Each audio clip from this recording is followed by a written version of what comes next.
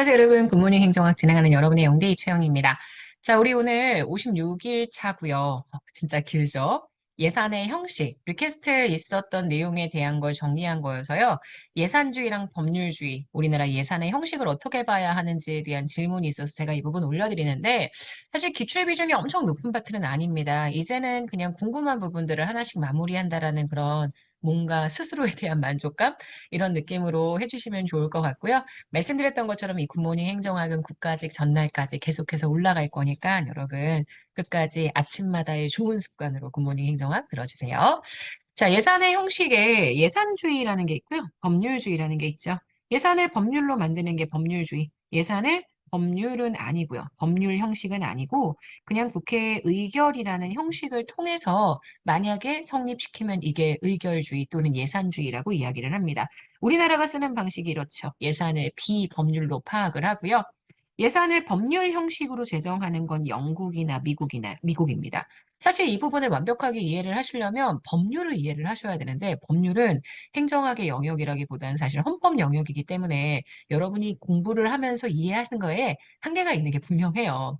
실제 법률은 국회의원도 제출할 수 있고 정부도 제출할 수 있고 제출할 때의 기한이 따로 없고 의결도 마찬가지로 기한이 따로 없습니다. 그래서 아직도 주민소환법이 개정이 안 되었잖아요.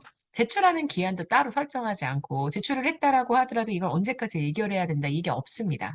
그리고 국회가 사실 주도적인 역할을 하는 게 법률이기 때문에 국회가 수정도 할 수 있고 내용도 고칠 수 있고 보면 수정과 보완 가능하죠. 본래 법률은 공포를 해야지만 대외적인 효력이 생기고 대통령은 이 법률안에 대한 거부권, 제2요구권이 거부권이죠.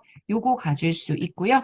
그리고 개정도 할 수 있고 법률이니까 법률은 필요하면 개정을 하죠.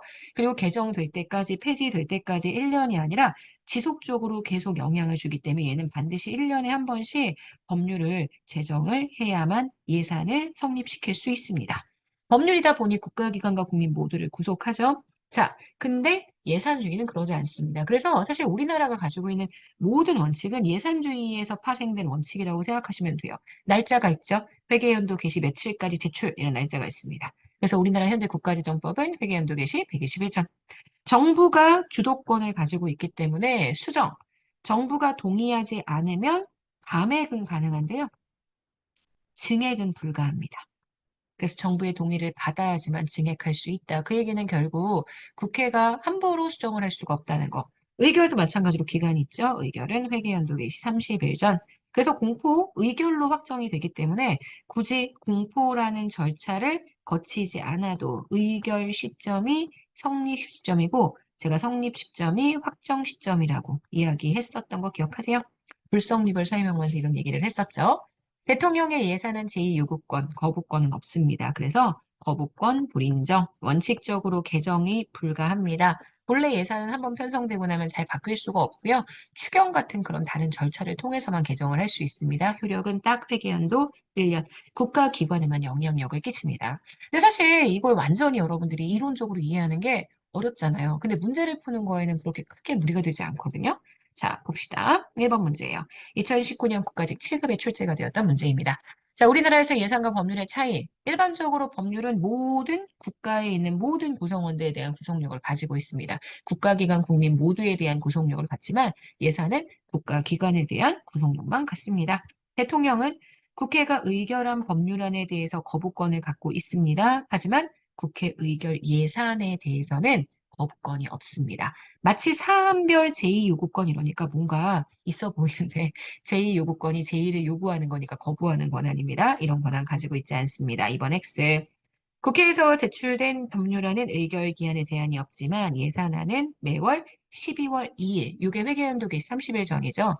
예산결산특별위원회의 심사를 맞춰야 하는 게 아니라 본회의 의결을 통과해야 하는 거기 때문에 3번은 X가 되고요. 국회는 발의 제출된 법률안을 수정 보완할 수 있습니다. 제출된 예산안은 정부 동의 없이 수정할 수 없다. 좀 한계가 있죠. 왜냐하면 정부 동의 없이 수정할 수 있는 영역도 있습니다. 감액 수정은 가능합니다. 증액 수정은 불가합니다. 그러니까 이거를 그냥 다 싸잡아서 수정할 수 없다라고 단정적으로 얘기하는 건 문제가 있겠죠. 그래서 지금 보시는 1번 문제의 정답이 되는 건 1번입니다. 2번 갈게요. 2014년 서울시 7급에서 출제가 된 문제입니다. 다음은 우리나라 예산에 관한 설명이다. 옳지 않은 설명은 이랬죠. 예산은 정부만이 제한권을 갖고 있고요. 국회는 제한권을 갖고 있지 않습니다. 우리나라 예산은 그렇죠. 예산안을 심의할 때 국회는 정부가 제출한 예산의 범위 내에서는 삭감할 수 있으나 맞아요.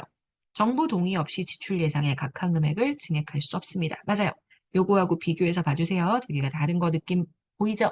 자, 그래서 2번 맞고요. 3번 예산은 국가기관만을 구속합니다.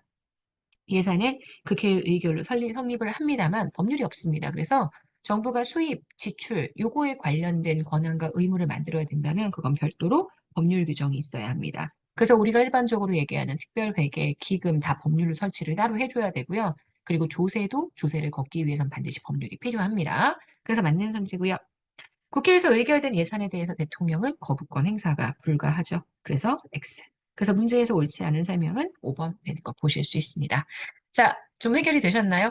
이 부분은 예산과 법률 이 두 가지의 형식을 비교하시는 것보다는 우리나라 예산이 갖고 있는 특징이 무엇인지 결국 1번 문제도 2번 문제도 우리나라의 예산이 어떤 형식으로 진행이 되는지 전반적인 예산 과정을 잘 알고 있으면 뭐 그리 어렵게 보실 문제는 아닙니다. 자, 여기까지 해서 우리 오늘 굿모닝 행정학을 마무리하도록 하겠습니다. 여러분, 정말 날짜가 얼마 안 남았죠? 오늘이 일요일이고요. 우리 일요일 이제 한 번 더 하면, 오늘 말고 한 번 더 하면 시험입니다. 그 다음 주에 시험이죠. 그 얘기는 앞으로 두 번째 있을 일요일, 다음 주 말고 그 다음 주 일요일은 시험 보고 편하게 쉴 수 있다는 얘기예요. 정말 열심히 공부해서 좋은 결과로 시험 보고 편하게 발 뻗고 잘 수 있도록 최선을 다해 보도록 합시다. 자, 여러분, 여기까지 해서 굿모닝 행성학 마무리할게요. 오늘 하루 정말 여러분 거고요. 내일 아침에 만날게요. 여러분, 안녕.